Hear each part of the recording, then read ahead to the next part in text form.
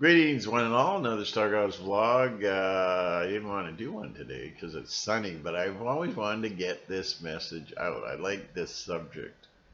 And, anyways, I'm not here to try and change your mind or try to hook you into another belief system. And I don't have anything to sell. So I just got a little time. And I want to get this message out because I've wanted to talk about this for a long time. Anyways, people say I'm spiritual. That's right. You are? Oh, very much. Very, very much so. I'm very spiritual. But the thing is that what's missing out on all spirituality is people think they know a lot, but they know nothing. They're truthers. They don't know anything. But you got the political truthers, the one that are into what's happening with Trump and Obama, and is Hillary going to be arrested, and is Maxwell going to die in prison, and all this.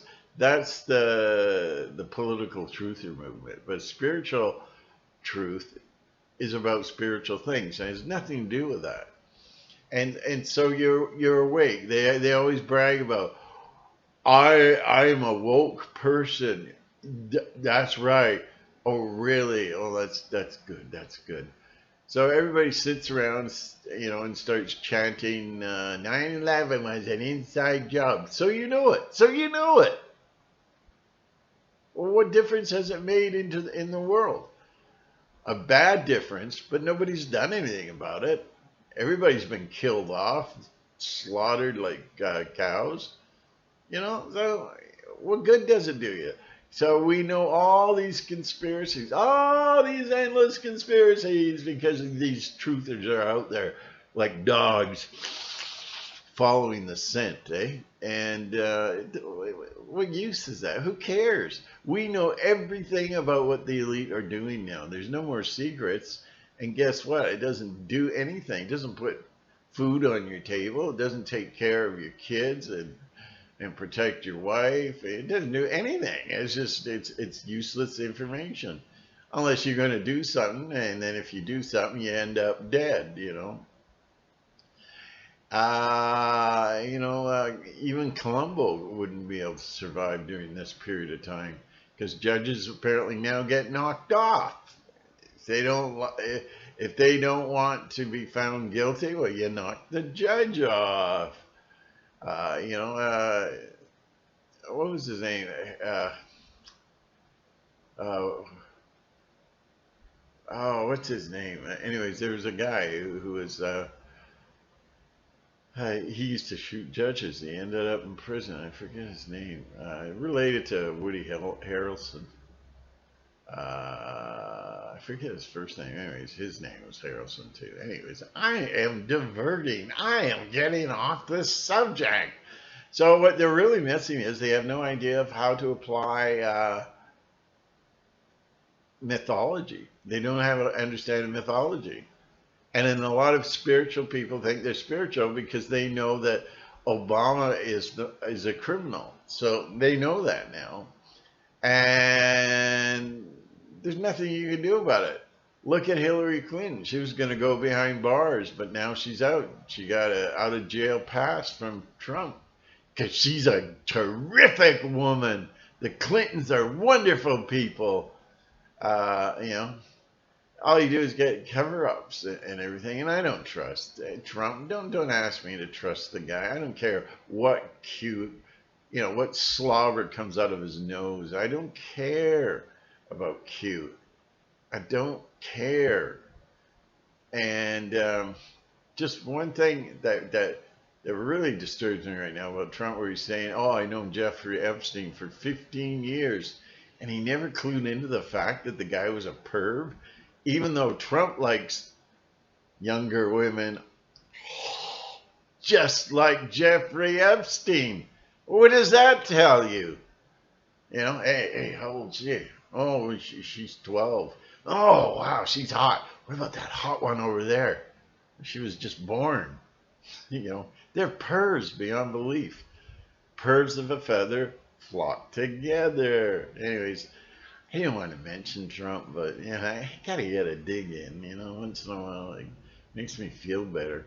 So, anyways, mythology. People don't understand mythology. People don't have a clue what it means or how it works. The whole New Testament it's based in astrology. You know, it's astrotheology. The 12 disciples with the 12 houses of the zodiac. When you meet the man with a pitcher of water, go and follow. That's Aquarius, and these are talking about different houses. It's all that symbolic. That's basically the foundation of the New Testament is astrotheology. That's demonism. The devil plays the wheel. And go, really. Go get your Depends on, and maybe you can listen to the rest of this. So people don't understand the deeper mythology it has far more knowledge than going to university or cemetery school or nothing. Nothing else compares to mythology because it's a simple story with deep, deep knowledge. Because it's a simple story, it can be handed down generation after generation. With the full message in it. You don't have to sit there, okay, page 103, okay, page 104. It's a simple story. It's a children's story, actually. Haven't you noticed how the New Testament comes across as a children's story? Where he heals the sick and he prays to God and he just, raised the dead. It's a kid's story. I mean, you can tell. But when like Humpty Dumpty sat in the wall. Humpty Dumpty had a big fall. All the king's horses and all the king's men couldn't put Humpty together again. Well, that's about an Eggman. We got to find his tomb. We got to prove he existed. This is what Jesus is in the same category. He's a hero of a mythological story. But people take it literally because this is how they repress all the knowledge. And we should all be talking in metaphorical terms because the archons, they're left brain. They can't figure out what it means. They don't know. They don't have the spirit that leads them into deeper waters. So mythology, once you are, all these cars stopping. Once you figure mythology out, then you can go into a deeper well. You can pull water from a much, much deeper well. And Jesus never spoke to the people unless it was in parables.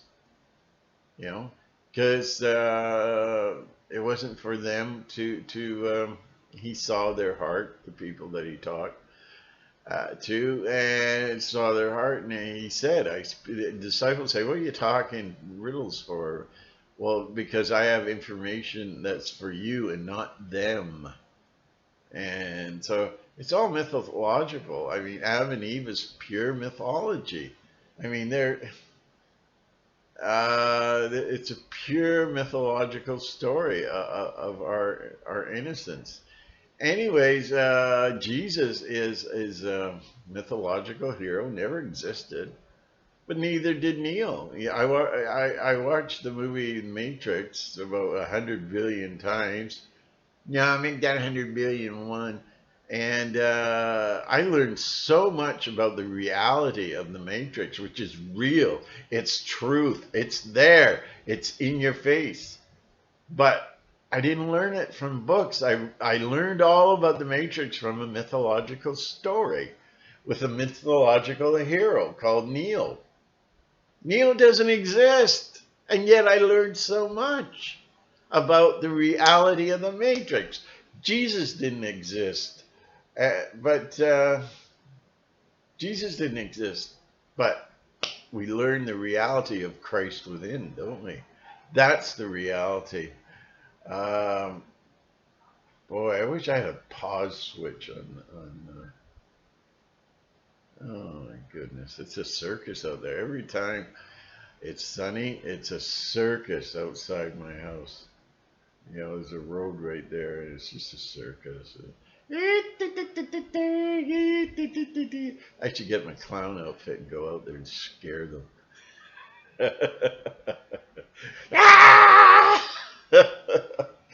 I'll wait till Halloween for that one. So anyways, Jesus is mythical. Jesus doesn't exist. And this is what I like about the Buddhists. They're asked, did Buddha really exist? And they'll tell you, we don't know. And we don't care. We have the writings. We don't care. We have the information. We don't care. So the Jesus story is based on a foundation of basically Gnosticism. All the Christians, they flip, they whoop, whoop, whoop, whoop, whoop, till they go off the balcony. I mean, they just, they flip out. It's Satan. Yet the whole New Testament is pure Gnosticism, especially Paul. Paul was creating a new Mithra, because Mithra story is the same as Paul's story, and Paul's story is very similar to Apollonius of Tyana. Everything Paul did, Apollonius of Tyana did, and everything Jesus did, Apollonius copied it. Well, not copied it. He hadn't. No, he's just living his own life, and he brought people back from the dead. He performed miracles. No, it's Jesus, because we found a mythological story. So Paul was instrumental in changing turning all the teachings of Jesus into doctrine, and turning all these people towards churches. Paul was the church builder. Paul was the precursor to the Roman Catholic Empire. You know, the religion of thou shalt not, or ye will die. Roast them now. Oh, you wouldn't believe the big gathering outside. This is just crazy. People are just piling up in their cars, and they're waving to each other. They're opening up other people's doors and, hey, how's it going? And then I get distracted, and then now you probably forgot what I was talking about. So Jesus is an avatar. Jesus is totally fictional. Jesus never exists, but what he's telling you and teaching you is mythology, concerning Gnostic mythology, because the Gnostics wrote a lot of this stuff down, and then it gets fined, and then they start going, what are we going to do with it? We might as well turn it into a religion. And so, anyways, read up on Apollonius of Tyana. Really, like, bizarre. There was no Jesus. You can't prove it. They think they can prove it because they are ignorant, and they have cognitive dissonance. They read something, and they'll say, oh well, no, and they'll come up with stupid reasons, really childish, stupid reasons why you're wrong. You know, like Flavius, Josephus Flavius, which was part of the controlling empire. It had a statement about Jesus, just a little paragraph. So this is an historian that sees one of the most mind-boggling things happening ever, like the dead being raised, and Jesus dies, and the zombies come into the city, and all. It has nothing to say about that. It says absolutely nothing. It ignores the miracles and the raising of the dead. He just has a short line about Jesus, if he be this God or whatever, I don't know. But anyways, that appeared in older texts. It did not exist in early texts. Then way down the line, you know, it pops out of nowhere, and it's in these. Well, no, what's it? Way late in the game. It just appears out of nowhere, and hey, he talked about Jesus. Do you know Jesus? I know Jesus. He's in my heart. No. Christ is in your heart, not this fictional. You know, what are you going to worship? A dead Jesus on a cross going, with Dixie cup Christians and they're catching the blood. Oh, I'm saved in the name of Jesus. You know, or are you going to worship the divine Christ within that releases living waters? Releases living waters that brings life to you, not death. He's not on a, you know, I thought he was dead. Oh, that's his nerves, man. They're twitching. You know, wow, what a beautiful thing. Hey, I love that Jesus on the cross with the blood coming down. The blood. That vampire satanic Christianity. Holy crap, holy. Is that ever blasphemous? No, ye are here to serve and worship the Christ within. Jesus is gone, you know. Jesus, help me. That's good for the kids. They can all come around. They got a one where you push a button and Jesus, you know, he gets blood from his eyes and his nose, and the kids just love it. And then the old guys, they just go for the Dixie cups. Oh, communion is evil. It's evil. It's evil. I've mentioned this so many times. Okay, so it's just symbolic. Okay, let's get a bunch of pervs around a table and they can all take communion of eating the flesh of dead 14-year-old girl, right? And you partake in her flesh and you drink her blood. It's only symbolic. Praise Jesus. Everybody stand and praise Jesus. You know, like, oh my God. Anyways, mythology is that you got, it's like a story. It's like a mythological story where you have to, what is the message? What is the real core message? And then you have to ignore a lot. It's all staged, eh? It's part of the stage to present the small amount of truth. It's a huge stage, like the Garden of Eden, this massive stage starring Sydney the talking snake, and you know, you got all these things. So the story is that the simple, you got to get to the reality and the core of the story, which is we fell. Something happened. We fell. And if you're clever enough, you'll figure it out from the symbols. I haven't been able to sort it out from the mythology. How did we fall? What happened? What happened? You know. And so, the moral of the story. The moral of the story is packed with mythology. And the moral of the story, you got to get, well, what does this, when you shred all the mythology down, break it all down, what is it actually telling us, right? What is it actually telling us? And then you have, there's a good example, Job. Yeah, Job. Job, see my boy there, Job? Yeah, I sees him and I wants him. Well, you can't have him, pal. You don't get Job because he will never deny me. You're a liar. You're a liar. Let me have him for 10 minutes and I'll make him scream hatred towards you.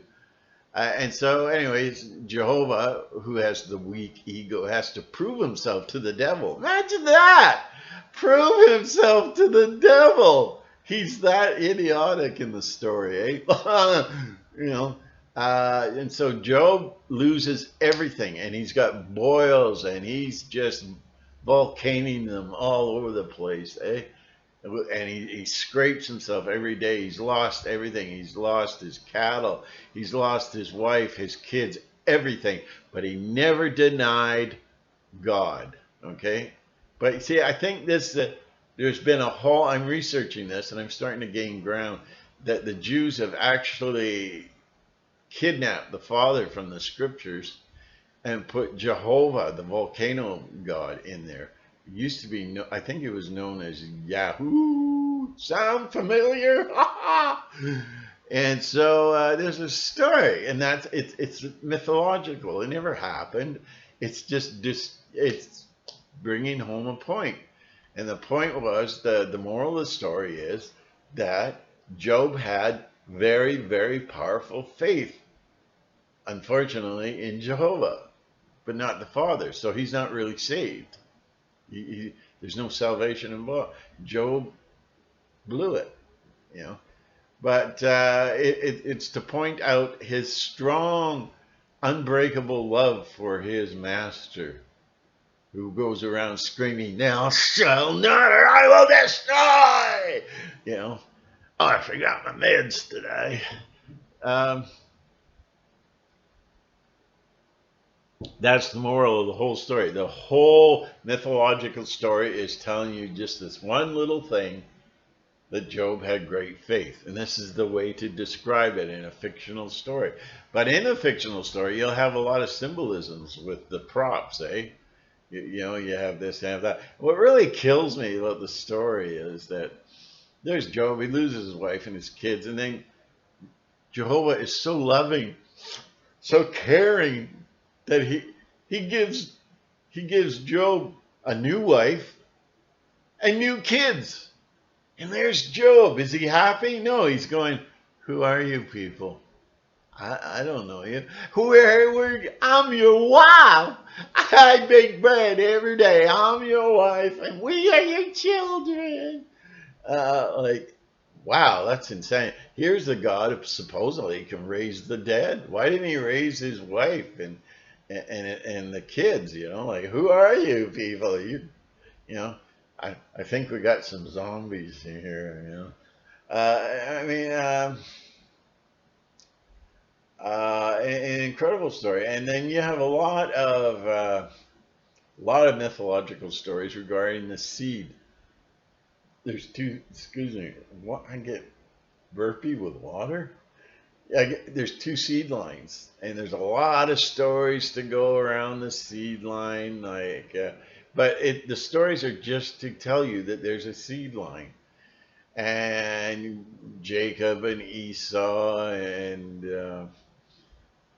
you know, and Cain and all those seed lines. I mean, these are stories. These never really happened, but they're telling you the truth.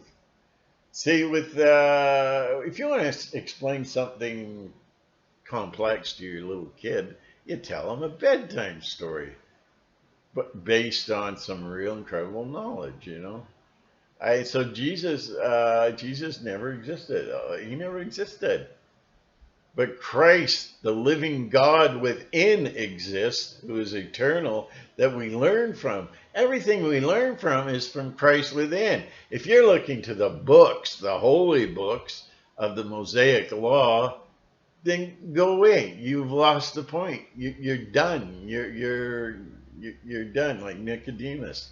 You're done. You don't get it. You know, you don't get it. You got to look to the mythological side. Then you will start to see astrological symbolism, a lot of astrology. You know, Mary the Virgin. Well, that's Virgo, the house of Virgo, the Virgin. I mean, it just goes on and on and on. And you need to look deeper. You need to, like Humpty Dumpty had a great, you know, fall, and they couldn't put it. That's not about the Eggman. The Eggman! The egg, we've got to find them. We got to look for the Eggman. There's all these guys out in the desert with their little brushes. I think I found a piece of shell. And they're trying so hard to historically, well, to prove that he was historic. There was a real man god, egg god, the EG god. You know, he's out there. He's out there. We're going to find him in history. No, you're not going to find him because it's all mythical. What the story is really about, if you pull away the mythology, strip the mythology away, is the story of the Holy Roman Empire, or I'll just say Roman Empire, which was divided. That's the wall, which was divided, and the Caesars would sit on the wall. He was the Eggman. It'd be that Eggman would be the Caesar that was ruling at the time they made this up. And he fell because you don't remain a Caesar forever. You fall. Maybe this was a Caesar that fell in war or something. I haven't really looked into it. And I can tell. And so it represents the control of Rome, the Roman Empire could not control both sides anymore and fell. And all the king's men, forever and ever and a day, in reality, all the kings couldn't put Rome back together again. This has been the dream of the bad guys forever and a day, is to get Rome, put Rome back together again. They can't do it. They can't do it. All the king's horses and all the king's men couldn't put Humpty back together again. You know? Or you could make up another myth. Humpty has risen. He's risen. You see what I mean? I'm not trying to, like, you hate Jesus. No, Jesus is a deception. Jesus is brought to you by the Decepticons. He doesn't exist, but he's an avatar and a hero in a mythological story that's telling you the essence of truth right there, that you have Almighty God within you. No, it's a, help me, Jesus. Just one more drop.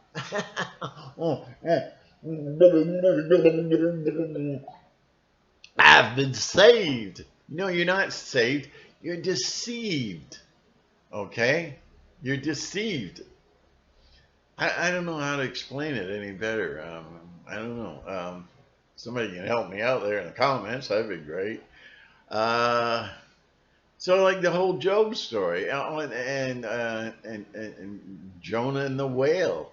Jonah would be burned by the acids in the whale, and the whale has an opening of the throat like this big. So he's going to swallow Jonah.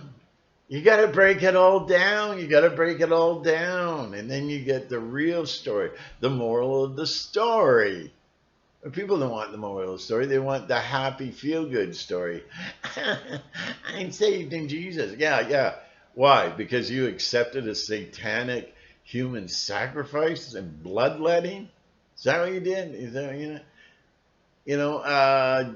Jehovah was so cranked up, like he's on cocaine or something, and he's just like, kill everyone. And then Jesus comes on and said, I'll take the sins of the world. Oh, and he pours the sins of the world. It doesn't stop with his death. Jehovah pours all our sins that we've ever committed and all the sins from the future, all the malevolent sins, and poured it on Jesus. Do you know how intense that is? To carry the sins of the entire world? Why couldn't Jehovah say, well, Adam and Eve, you blew it. You blew it. You took in the knowledge of good and evil, and now you see the evil in me.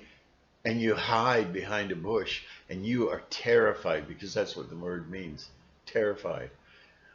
And why couldn't Jehovah go, well, Adam, you kind of blew it, but let's talk about it and let's work this out. And, I'll help you. And every time you fall, I'll pick you up. None of that. It was, get out! Get thee hence! They were cast out. They were first cursed, slapped with curses. Then, get out now! And now it's sealed off with a spinning. But it had a good, and it's also a metaphor explaining why Christ is in us, why we have Christ within us, because we partook in the knowledge.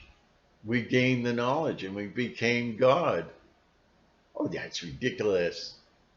No, it says Jehovah's even at a point where he's panicking. He says, look at the man. He's become as one of us, not like one of us, as one of us. Do you know the English language? Yeah, I read billboard ads. Wow! He said, and then let's kick them out of the garden before they get to the tree of life, that they may live forever. It's giving you basic information with a background of mythology. It's a mythological story about our fall is really what it is. And I'm running out of time so quick. So do you want a dead Jesus bleeding and coughing on a cross with believers and Dixie cups, or do you want the living Christ, the living divinity within us that gives us all knowledge? You know, where's chapter 9, verse 3? That book, the Bible, is to help you. It's not a guidebook. It's not a rule book. It's nothing. It's an advice book. It's just what do you call it? They get you a motivational speaker wrote the book. Really, it's just tried to, but it's all about. And you'll see Jehovah. Jesus never preached Jehovah. I'm sorry to tell you that, but Jesus never preached Jehovah. So that information is Gnosticism and astrology mixed in, and you learn a lot. You learn a lot. And it says in the Old Testament that Jehovah made the zodiac. So if you're going to go around calling it poo-poo, he made the zodiac. But even if the zodiac is evil, you believe it's evil or whatever, there's always a kernel of truth, eh? To every lie, there's a kernel of truth. Maybe you just got to dig harder for it. So anyways, Christ within is my God is Christ within. My God's name is MIA, missing in action. He's nowhere. Look at the horrible, horrible depravity and torture of the human spirit.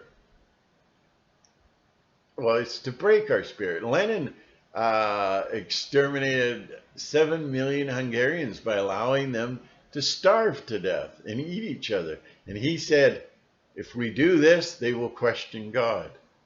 Well, I see the evil in the world and I question God, because it says in the beginning, God fractured himself into millions and millions of pieces of light. And each of us that are saved, that are born from above, have the light within us. Okay? We have the light within us. Now, where's God? He's not in the world. He's not here. He's not some old man on the street corner going, the end is near. Now, you know, he's nowhere here. He's not involved. The Father, which Jesus taught, is the real God. The real God, the Father, is not involved with our petty little problems.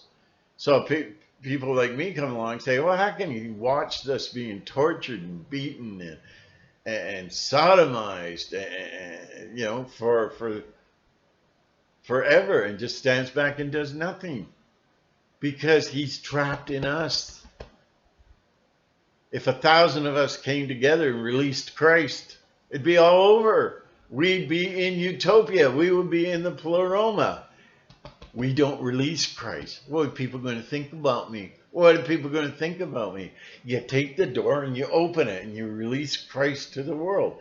This is where the presence of God comes from, because Christ is the total representative of God. So when Jesus says that he represents God, he's representing God within, the Christ within. Christ and Jesus are not the same thing. You know, let's kill Jesus and watch the Christ go away like a little bird. No, no, no. You got to do the research. And I'm never going to say you got to listen to me. Oh, because I think that's just deplorable. That's disgusting. I'm just telling you, and then you decide what you want to do with the information. That's all. And I don't really care what you do with the information. I'm not a guru. I feel Jesus is talking to me. What's that, Lord? All of you have got to send me money. Every dollar bill that you can get your hands on, you bring it to me, because God needs your money, honey. It's like that Jew joke. He's got all the money in the synagogue, and he says, I'm going to throw it up in the air, and whatever comes down belongs to me, and whatever stays up belongs to God. Oh, is that racism? Is that racism? Left, right, concentration camp. Okay, 34 minutes. Okay, so say what I'm going to say. We have the divine living Christ. We have all the power of the universe within. Why are we looking to a dead and dying Jesus on a cross? Help me. Forgive them, for they know not what they do. Oh, yeah, he's a man of action. Hey, that Jesus. Anyways, that was created, that was put in the scriptures by the Flavian family, the most powerful family in Rome, to quell it was the peace movement. Every time I've seen it with all the hippies, the peace movement. As soon as people start talking about love, then they're an agent of the CIA. We used to protest Vietnam, and it was getting ugly. We were getting vicious. We were about this far from getting guns and going after the government. And then all of a sudden, this New Age movement began. And you got to love one another. Put the gun down, man. Hey, love one another. That she's New Age next door, the redhead. She'll do you, man. So just put the gun down. And then they released LSD and marijuana. And then marijuana would just yeah, I was supposed to go to that war protest. But this stuff's really good. And that redhead over there, wow, she's looking at me through her window. Hot dog. That's what it's about. So every time you see this love thing, and the Beatles, it was all set up. You people believe that the Beatles were real? Help me, doctor, right here. Give me one. Oh, that's so much better. You people believe that the Beatles were real and they just worked hard. You work hard for a living and you'll succeed. Oh my God, you people are daft, mentally crippled. There's a lot of people out there mentally crippled. The Beatles were manufactured by Tavistock, a mind control agency. Why would they do that? Why would you give us such pretty songs? Oh, you're a bad man. You're racist. You're racist. I mean, it's just getting ridiculous. The Beatles were put there so they'd sing all these happy love song. Girl likes guy, guy likes girl, and all this. And it was good for the parents because they go, oh yeah, that jungle music from Africa, I think it's kind of nice. 3 nice boys, and they're all dressed up nice, and they got long hair to appeal to the younger crowd, to boost their recognition. But that's okay. That jungle music's not too bad. That was their whole thing, because back then they were racist. They went way out of their way to be racist, and you didn't listen to music by black people. But then Elvis played a part in this social engineering too, by kicking down the door and bringing this white colored black music to popularity. And it's all about sex, because Elvis was a very good looking guy, okay? And the Beatles, they went out like, she loves you, she does this and that and that. And it was clean music. It wasn't, I love cocaine, I love heroin. I feel good now, just like I knew that I would. So good. It wasn't anything about that. It was clean. It was good, wholesome music. Then came the drugs, the sex, the rock and roll. This is a classic Marxist culturalism. It's classic cultural Marxism. That's what it is. You bring everything that's great and glorious and wondrous and beneficial to mankind, you bring it down to the beast, the level of the beast. Drugs, sex, rock and roll. I'm going to a tranny club tonight and prove I'm a man. Yeah. And that's programming started early with what's that song by the Kinks? Lola, yeah. Lola is about him going out with a beautiful, fantastic girl, but in real life, that song comes from a real experience. He discovered that at 5 o'clock, this woman was starting to get a whisker shadow. Well, that was the end of that one. But today he would be charged for judging and calling somebody bad names and I'm racist. Let's not forget that racist card. You know, there's coming a time when you're going to say the N word and they're going to come and they're going to take you to a FEMA camp. You know, racial slurs. Everybody makes racial slurs. You get mad at somebody, you stinking so and so, you know, but not in the future. You will be all picked up on the drone. Focus in. Okay, take them down. And then you get a number across here and you go to a FEMA camp. Oh, praise FEMA. Well, let us kiss the toes, you know, because people will follow anything. They adore their captors. They adore their torturers, and they adore the archons. They adore the legions of evil. Oh, ring finger. You know, they have oral sex with their fingers. You know, oh, you're so beautiful. This is Stockholm syndrome today. Hurt me. I don't feel alive until you hurt me. And so, hit me, baby, one more time. Ow! Ow! Ow! You know, it's nuts. It's insanity. Anyways, let's get back to Jesus. If you want to find God, God is within. God, let God out. Every time you let God out, you build his presence in the world. Christ represents everything. You can let it be Christ's myth thrust if you want to, you want to please Paul. Everything that is beautiful, warm, enchanting, creative, loving, caring is within us. That's the Christ within. So you want to bring in, you want to change the world. You're going to go around, think positive. Tell that man behind that firing squad, think positive, boy, or you'll burn in hellfire. I beg you to burn in the God of the Vida, baby. I mean, it's just, you've got to release that, and then God will fill like water. The holy water will pour from amongst us.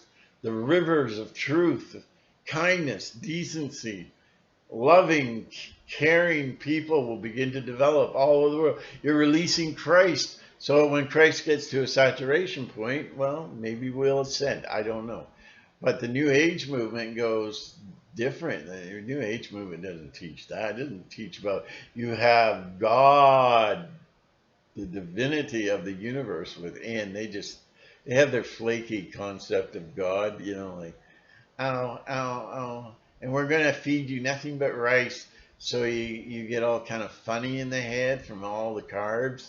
And then we're going to mind control you. And then we're going to set up a camp. And you can all drink the Kool-Aid. Cherry flavored. Okay, so I got to end this. Just 45 minutes now. So I don't know. If you hear me and you understand, you're definitely saved. You're definitely born from above. That's a mistranslation of being born again. I'm born again in Texas. No, you're not born again. That's a mistranslation. It means born from above. They had to change that because the world would go Calvinistic after that. You're born from above. You're preordained. The Gnostics were the original Christians. That's what Christianity comes from, the Gnostics. And they told people, your longing for God comes from the fact that you want to get back home.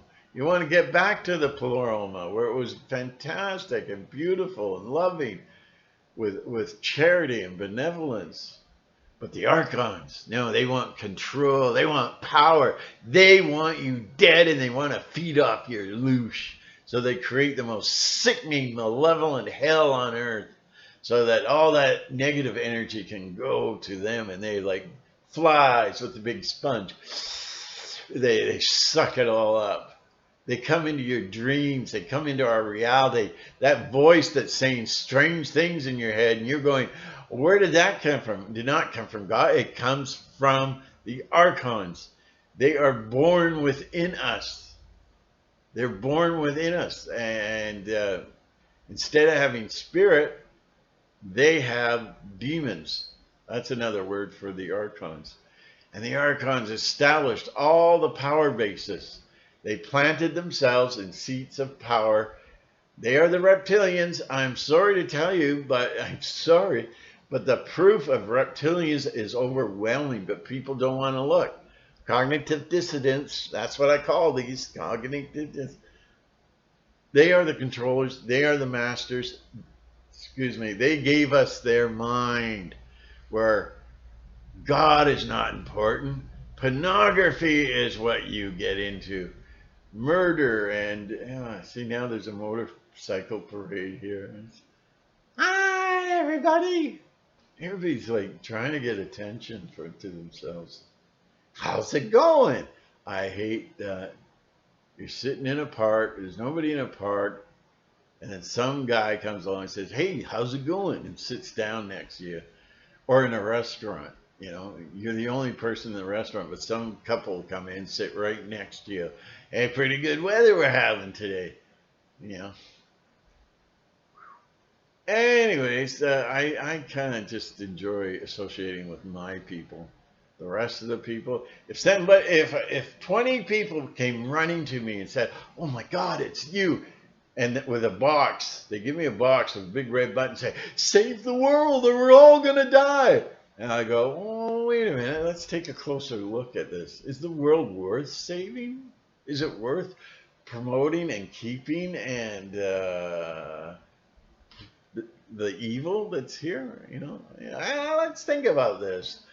You know, it wouldn't go over too well. Anyways, I gotta end. This is 45 minutes. And if you enjoy this kind of talk, let me know. You know, and I never know what y'all you people are interested in the most. So I usually go by the likes, the thumbs up. This one's got whoa, and this one's got nothing. Well, I shouldn't talk about that one. Anyways, so. For the first time ever in 13 years, I shall say, if you want to give to Patreon, I'm on Patreon. You greedy, selfish bastard. You know, that's what I get. This is the abuse I take. All I get is Rotten Tomatoes. And then Putty Pie, he just bought a yacht, I think. A brand new yacht. Probably paid cash for it. Because YouTube is their God, and not my God. YouTube has stripped me of all financial endeavorments. What's that called? Monetizing? Yeah, they stripped it all. I have nothing. I'm blacklisted. I'm nothing. But I don't really care, because I could end my account and wake up tomorrow and say, it's sunny today. Isn't that beautiful? I'm not, because I don't place any importance on me. You know, I got the truth. I've got the answer. You can buy my book. It's $30 plus $80 tax. You know, I don't go there. Anyway, this is like going to be an hour, I think. Anyway, shut him up. Shut him off. Let's go for dinner. So anyway, just think about it. You got the power of the universe within. So if we're sons of God, which the Bible says we're adopted as sons of God, then what are we? Chimpanzees? No, we're God. It says that, and read it all over again. I'll close off with this. The Garden of Eden. The snake says, "Hey, what did Joe Boy up there say to you?" Well, he says, if we take part, we're going to die. We're going to die that very day. We're going to die. If I even touch the fruit, I'm going to die. And there's more to it, because that's mythology. The word touch means it's a sexual thing that includes a woman.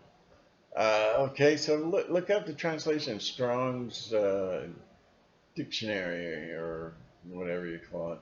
So there's, and I don't know what I was going to say. Oh yeah, Jehovah says Man has become do you know what as means? As, that's a bad word. No, it means has become one of us, meaning they became God, and they gained the knowledge of good and evil, and they saw Jehovah for what he was. Adam, where art thou? There's Adam just behind a tree. Said, why didn't you answer me? Because we were afraid. And that word is terror, unlimited terror. They knew evil now. They could see the evil in Jehovah now. Really? Smite them all. That's all he does in the Old Testament is kill 10,000 this, kill 20,000 of his own people. That's all he does is he kills and kills. And then people say, oh, he just wanted to put an end to the bad seed line of the Nephilim. Really? Because they destroyed Nephilim, but they were told by God, Jehovah, that they could take the Nephilim daughters home as slaves. Woo! Hot dog. Can't wait to get home from work tonight. I mean, okay, so I'm going to end this right now. So the snake was telling the truth because they didn't die in that day. They didn't die that day. But then they come up with they pick a scripture, 1,000 years is but a day to God. And then they doctrine it. They turn it into a doctrine. You've got to believe that, or you'll be kicked out of this church so fast, that my shoe will come off. And so this is how they become. This is how Christianity works. Christianity isn't the original Christianity. First was Gnostic Christianity, which is the original Christianity. Then came the Catholics and said, are you people Gnostics? Yeah. You're all going to burn tonight so we can have hot dogs and fries. And then up to the Protestant movement. And that was just controlled opposition right from the get-go. Okay, do you understand this? Or do I have to just get ahead of the 8? So anyway, I got to end this. I'm getting really panicky that at 52. So they didn't die in the day, and they didn't die in the day. So I don't know what to tell you. So the serpent told the truth. The serpent said, oh, he's just afraid you're going to have your eyes open. And guess what? They were opened. Ah! Jehovah didn't want that. So he said, you're not allowed to partake of the tree of knowledge. I don't want your eyes opened or you will die. And so their eyes were open. Their eyes were open. And now they knew good and evil. And everything that the serpent said was true. And they didn't die that day. They didn't die that day. And everything the serpent said was true. And Jehovah confirms it by saying, the man has become as one of us. We're going to have to let him in on our poker session tonight. And we've got no chair. What are we going to do? I mean, it's just all nonsense. So if you want to be a dripping blood Christian, you go ahead, because that's all fake insanity. It's evil.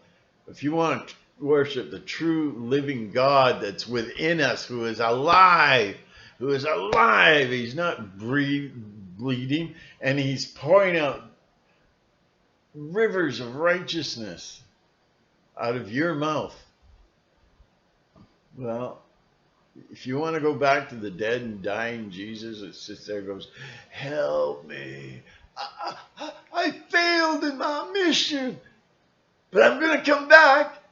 Yes, sir, I'm going to do an encore. Here he comes from the sky, blinded by the light, wrapped up like a beep. The clowns have taken over the world. Anyways, if this upsets you, I don't care. I don't care about your feelings, okay? I don't care. I don't care about circus people feelings. I don't care, and I don't care about the world. So just know that one simple truth that's in the Bible, surrounded by all the mythology and the tales of Jesus and all that. Jesus teaches us how to release the spirit. Anyways, ignore all that mythology. Get to the reality. It's just like the movie, The Matrix, eh? There's no Neo. Get to the reality. What is the moral of the story? That there is a matrix, a real matrix, and it exists. And Neo was teaching us, even though he never existed. Oh no, he never existed. He never existed. So it didn't stop you from learning about the matrix. I won't tell you what I just saw. Uh, I won't tell you. Your eyes will burn. And I don't, you were taught all about the matrix, which is real. Christ within is real. And Jesus' last name isn't Christ. Okay? Get with the plan. Okay, I got 5 minutes then. I'll go for a whole hour. Get with the plan. It's like, at an airport. Will Jesus get on the phone? Jesus Christ? Would he get on the phone? The blue phone? Well, it's not Jesus Christ. That's just not his last name.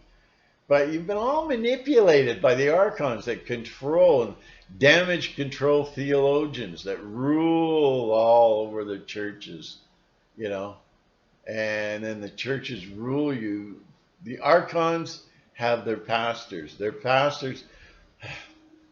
I had a pastor one time confess to me personally that almost 90% of his church were Masons, and he didn't know what to do about it. He didn't know he had no idea what to do, but it was Masons.